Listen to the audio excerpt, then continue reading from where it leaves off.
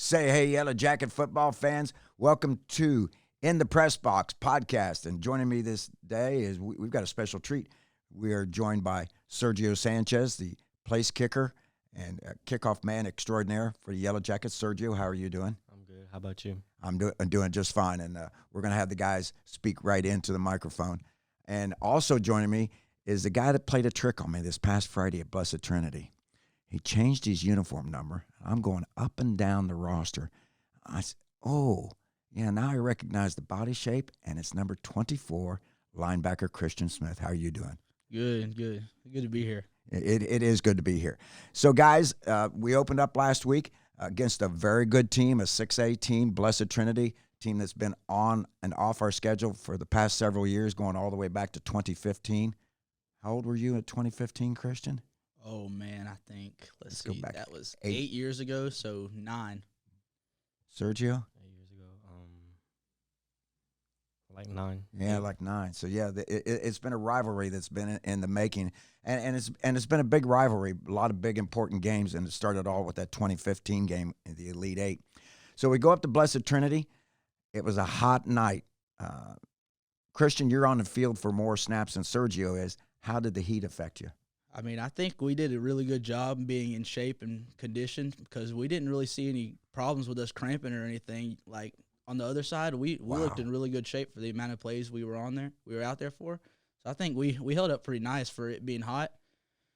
Yeah, during the third quarter, I think we had a cramping play on something like 5 or 6 consecutive plays by Blessed Trinity.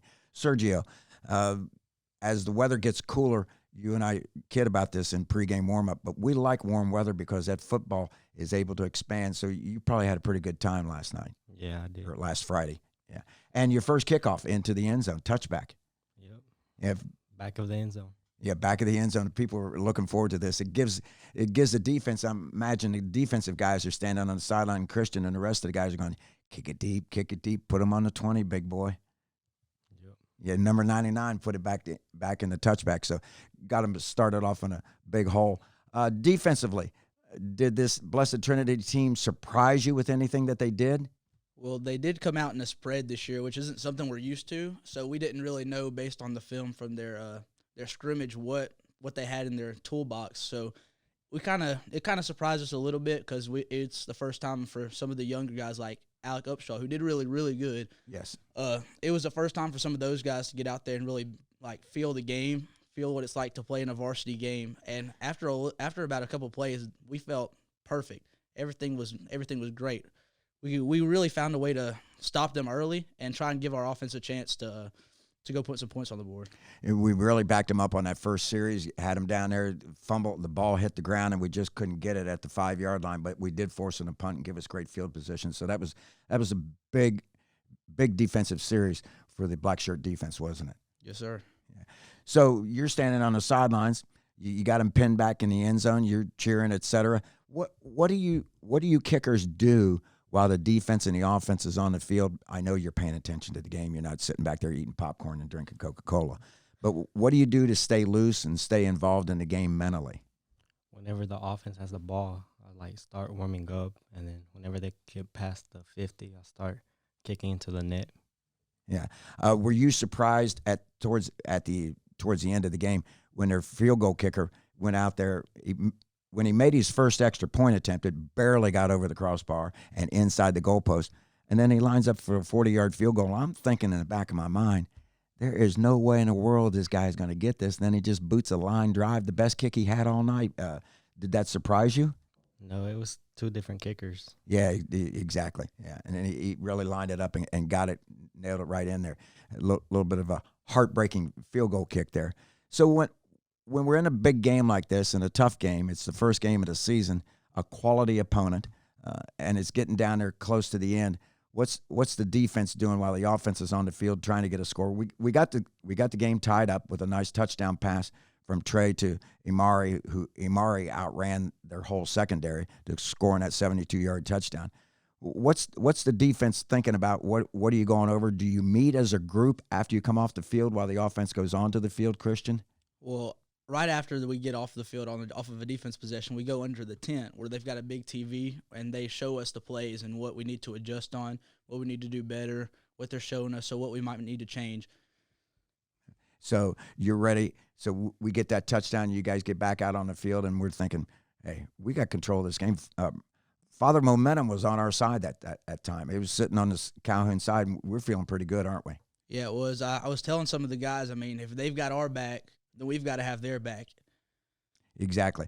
So you're watching the offense go on the field, and you're thinking, we get down close, 7-7 ball game, I may get a chance to kick here, Sergio. Is that what you're thinking? Yes, sir. Yeah, and you're looking forward to that, aren't you? I was. Last year was a tough year for you physically, getting over an injury. You look pretty healthy this year, and obviously your leg has gotten stronger. I've been working all off season. So tell the fans who your kicking coach is, special teams coach that you work with a lot. I work with Coach Hernandez all the time. He helps us a lot with like contact and then get our strength back. And what's it called? Make sure we're always stretched. Yeah, you've got to stay stretched. I would think that's one of the things that you kickers are doing on the sidelines when the offense is on the field. You've got to keep those hamstrings and groin muscles stretched out. Yep. Yeah. So Christian, they put together a drive and they end up going down and getting a touchdown, put them up 14-7. What's the guys' attitudes like on the sideline?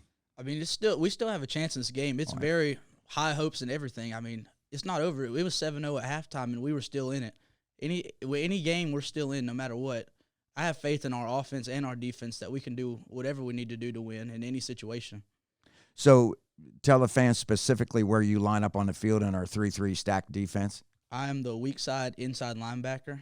So tell the fans what weak side inside linebacker means. Well, inside linebacker, there's going to be 3 defensive linemen and 3 linebackers that are stacked right behind them. So I am on – well, the strong side is the side that usually will have more people. Okay. And the weak side usually has less people. So I'm on that side right behind the right defensive end.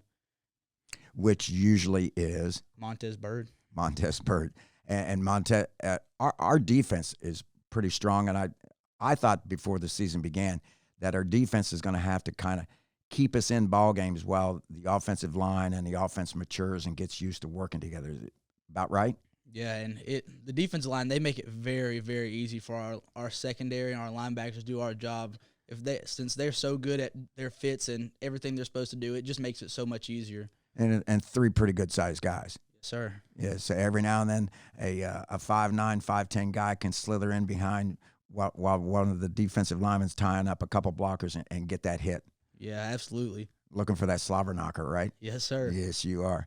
So as we go throughout the season, I think the coaching staff and particularly the defense is really looking forward to your gain in strength, Sergio, and that you're going to be able to pin some people down deep. Anybody that's watched Calhoun football for the last couple of years realizes how you and Carlos can just put pooch kicks, high air kicks at the 35-yard line, 30-yard line while we're running, while the kickoff team's running down the field and getting good coverage. They know you can do that. You're just really good at it. But now with this added extra strength, touchbacks are going to be pretty nice. You're probably looking forward to nailing a bunch of touchbacks and building that touchback category up. Yeah. Yeah, looking to do that. So tell the fans a little bit what goes on with practice with you, because I think sometimes when I get to practice, I see you guys rejoining practice to work with the total team. What are you doing individually with Coach?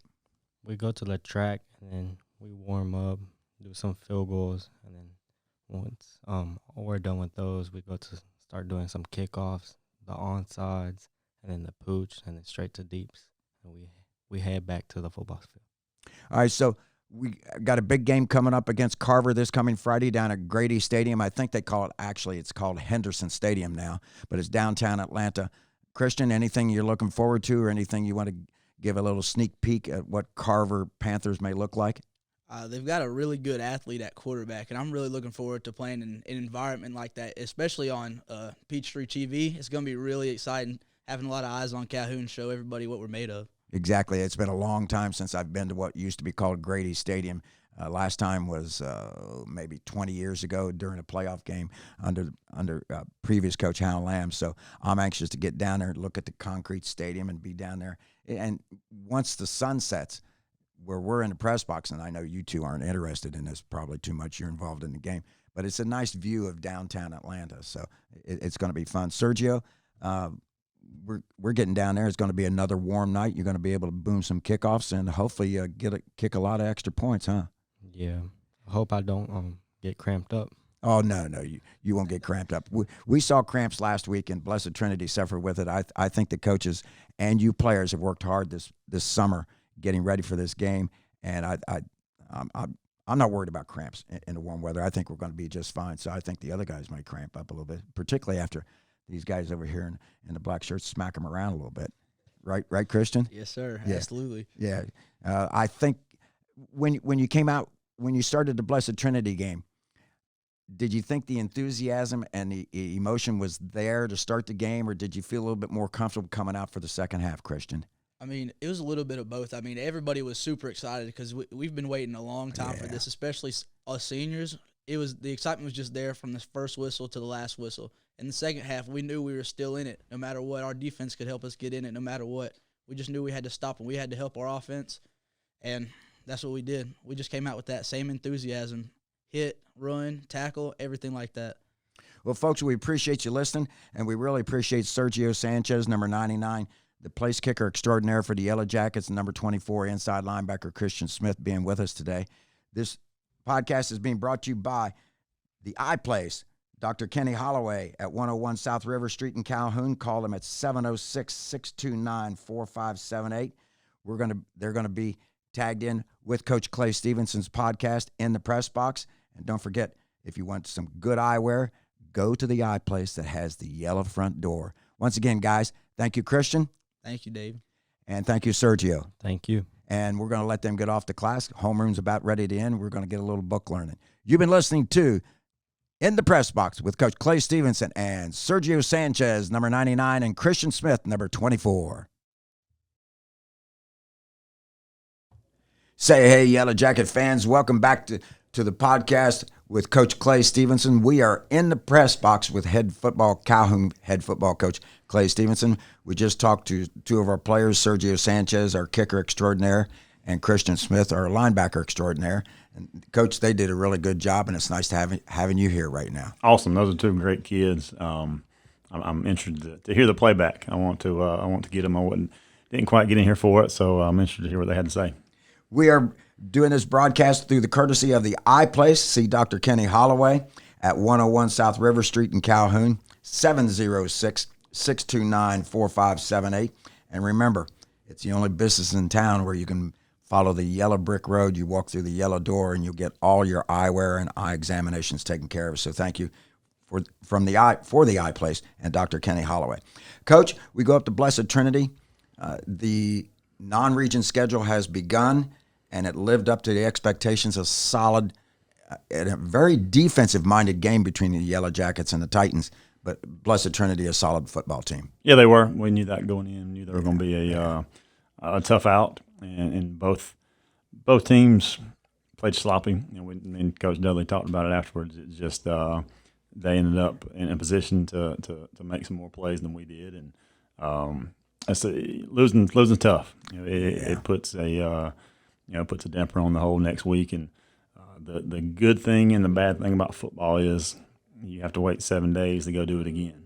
In other sports you may lose and you get to play the next day. In football it sticks with you for the whole week. And the main thing is to make sure that you're learning from your loss. Obviously you don't want to lose, but when you do win or lose, you want to make sure you take the good parts of it and learn from the bad.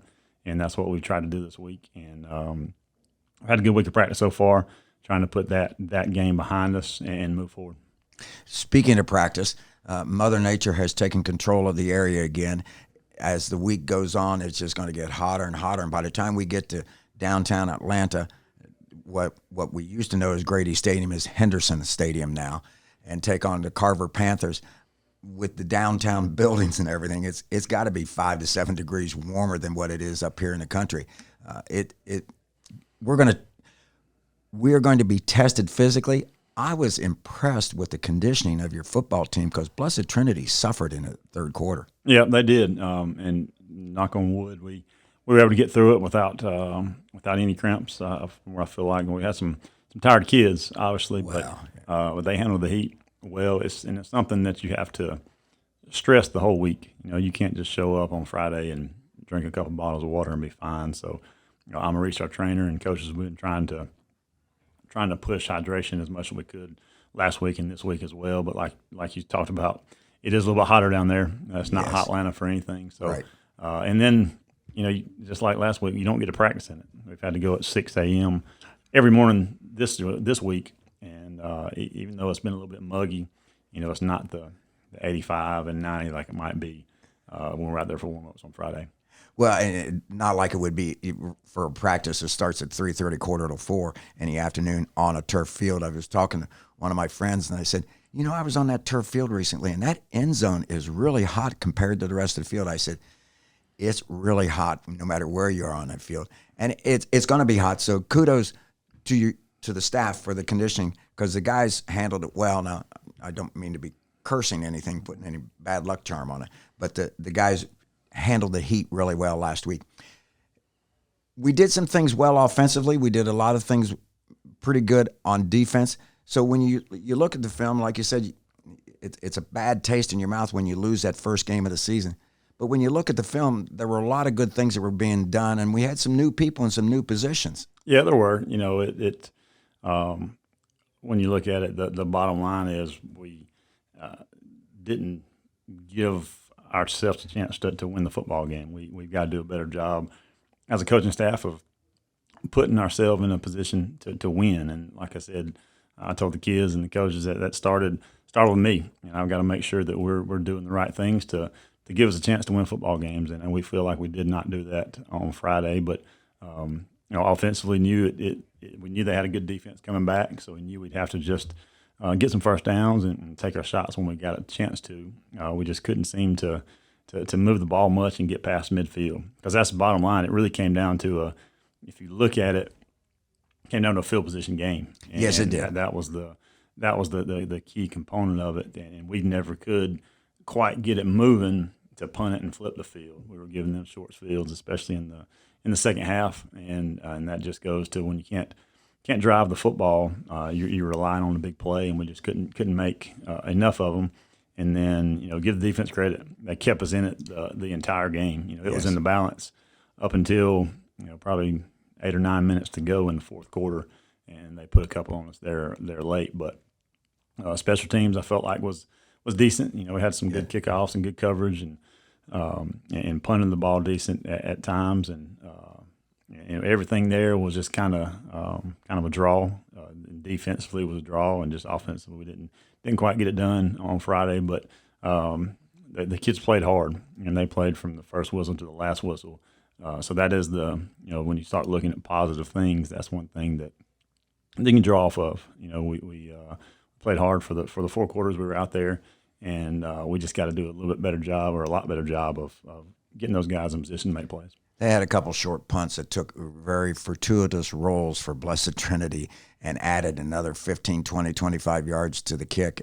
So it was just one of those things that happens, a bounce of the ball, and that ball is not always going to bounce against us. It's going to bounce for us. Yeah, I think we ended up losing 50 yards in the field position type battle, and that's 5 first downs when you start looking at it. And right. When you look at a field position battle, they had 12 first downs, we had 6. So that's a whole bunch of extra yards in there in the middle. And then we also lost that 50 yards on the special team. So all that stuff adds up, and you start looking at and dissecting the game, and it's little things like that you still may not be X's and O's where you want to be, but if you can win those little things that you look at throughout the game, you'll have a chance to win. A couple of the guys got banged up in the Northwest scrimmage, but how did we come out of the game overall? Because I didn't see any serious injuries from the broadcast booth. No, we came out fairly healthy. Knock on wood, like you did. We had a couple of banged up here and there, and a couple of people that needed treatment. A couple of days after that, but going into this week's practice, we were fairly healthy. Yeah, and like you said, you're practicing at 6 o'clock in the morning to try to avoid the wet bulb and having to go into a gymnasium to practice, which is not the ideal way. It is if you're a basketball or volleyball team, but not for football. Yeah, it's tough. Just if you chance going after school, yeah, and if thinking that the wet bulb will be in your favor, it ends up sometimes it does not. So you have to adjust your practice, or even this week it was over 92, so we would not have been able to do anything. So it's a credit to the parents of getting them there. The kids are fine, the ones that can drive.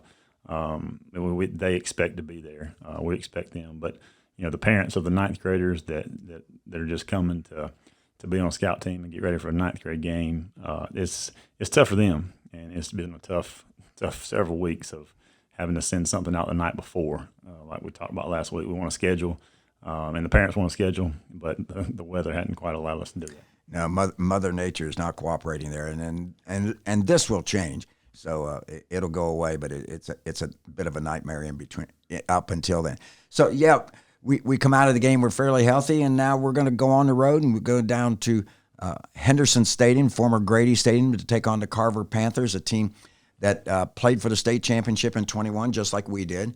They made a deep run last year. In fact, I think we and Carver both have the same record over the past two or 3 years, 21-7 or something like that.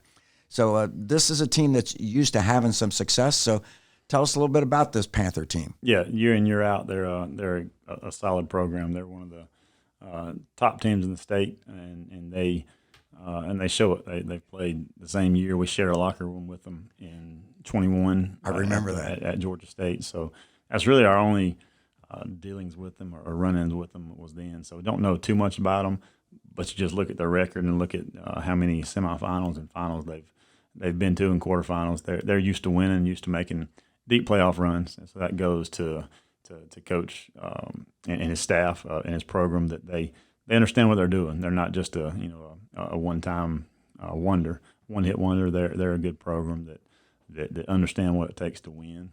So you start looking at things like that. So we know we've got our hands full with them, having to go to a stadium we've never been to before and playing a team we've never been to before. So it's kind of a good test run, I guess you say, for having to travel somewhere in the playoffs and playing somebody that you don't know about in unfamiliar territory. So looking forward to it. As far as the team, they're fast. They're well coached, and they don't do a bunch of stuff, but what they do really well.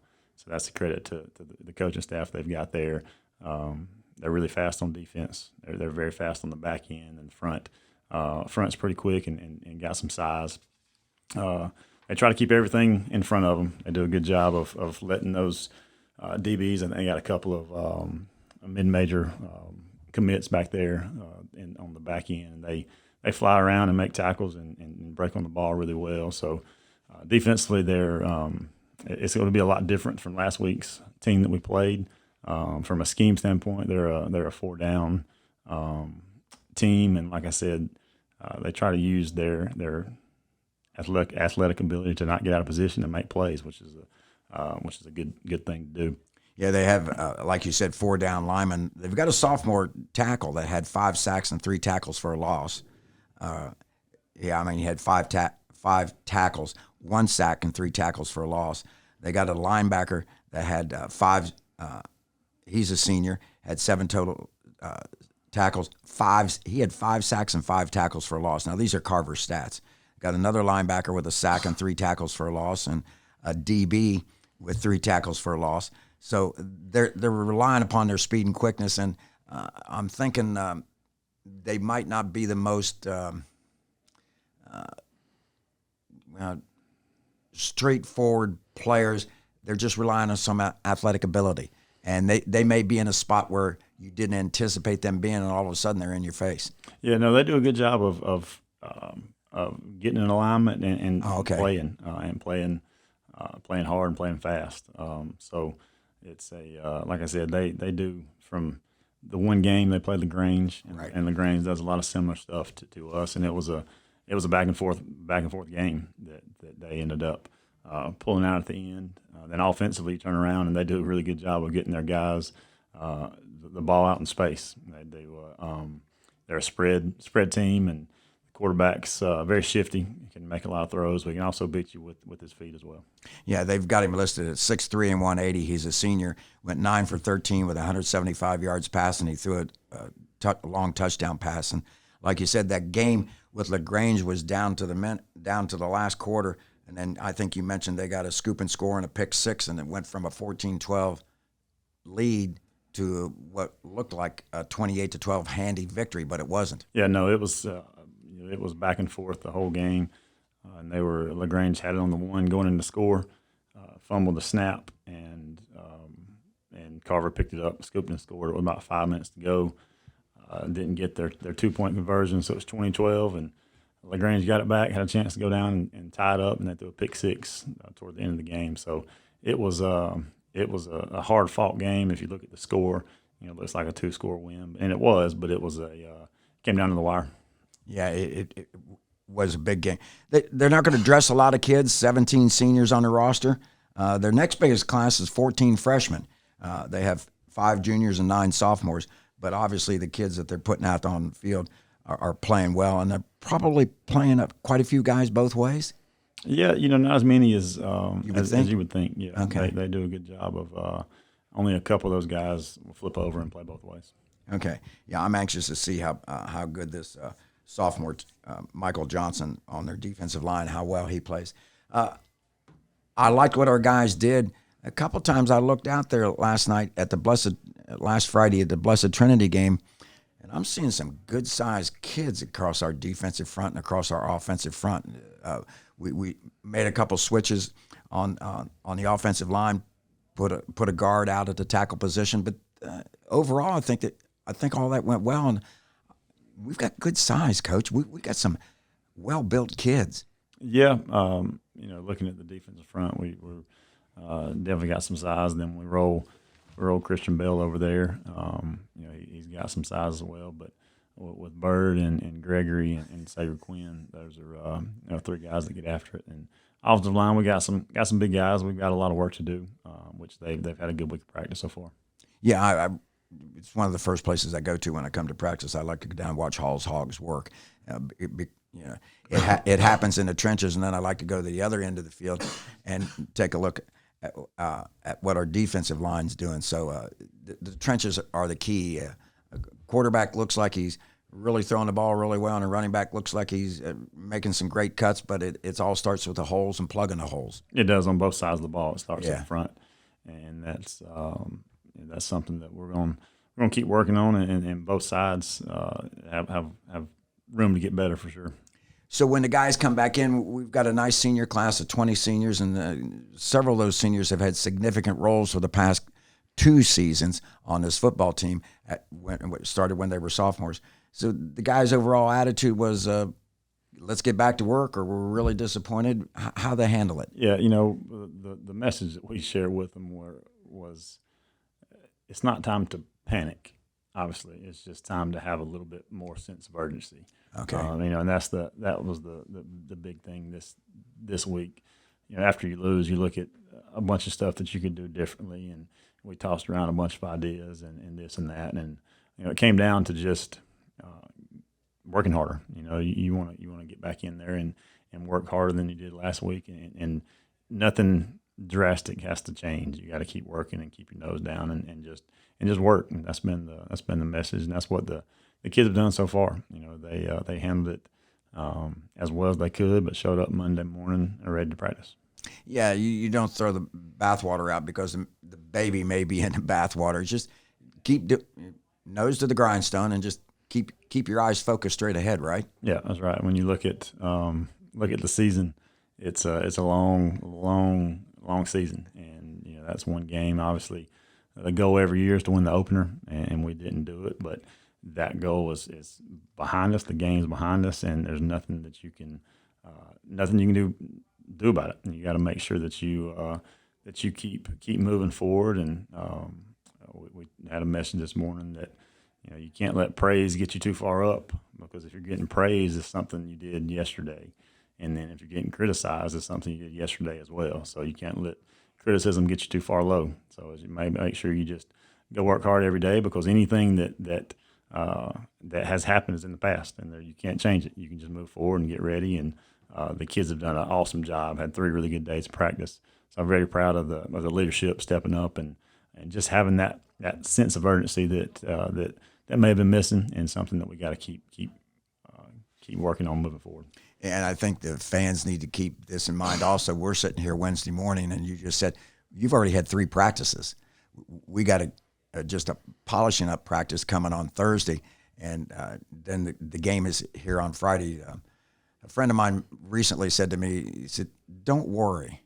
Worry robs you of your present day energy, your present." And he said, "Just don't worry. Just do what you know how to do, and work hard at it, and it'll all get better." Because at the end of the season, we're going to crown 7 or 8 class champions, and there might be 1 or 2 undefeated teams. Everybody's going to encounter some adversity, and hopefully we're playing in that 15th game of the season too, and we will have encountered adversity, and we will have had how to handle success. Yeah, and that's the thing. You got to learn from both. You got to learn how to handle both, and obviously you don't want to have too many losses. You got to learn from, but like I said, it's over and done with. We've put it past us and just came back to work this week, and just looking forward to it's an 8:00 kickoff. So looking forward to 8:00 on Friday, because that's the only way that you can put it past you. You got to wait for that next time you can get out there and play, and the kids are eager and ready to do that.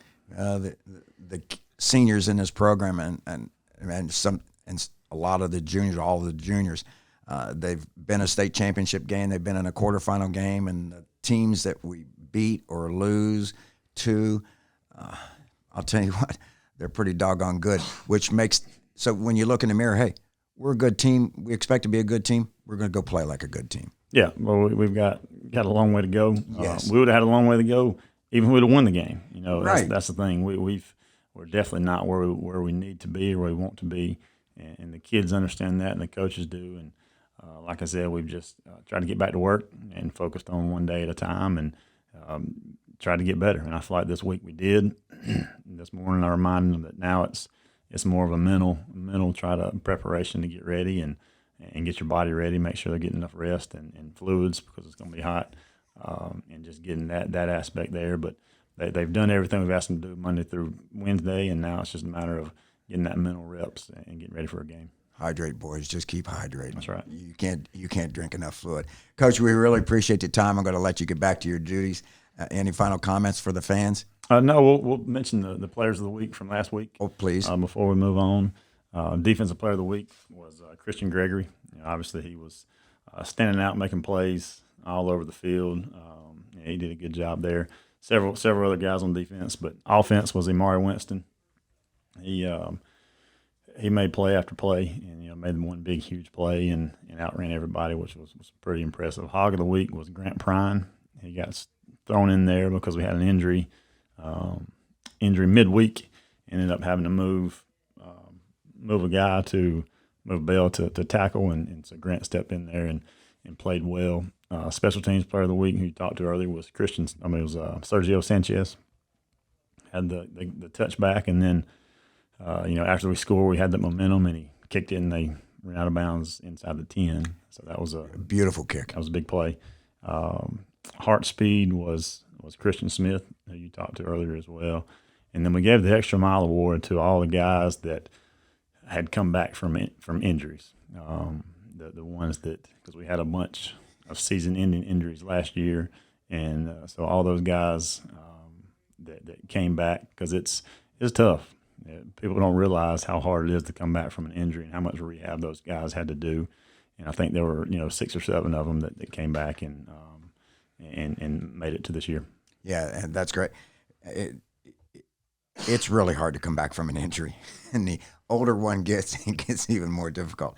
Christian Gregory, Blessed Trinity still hasn't blocked him. Yeah, he did a great job. We knew he'd have a big year, and he started off with a bang. Amari Winston catching that down and out pass, and then outrunning everybody on the field that weighed 80 pounds less than him and thought they were quicker and faster than him. He outran him down the sideline. He did. He worked really hard the last couple of weeks on his getting his athleticism or his body in the right weight that he wanted to play in. And so he's worked really hard, and that's the reason, he can have that explosiveness right there because of the work he's been putting in.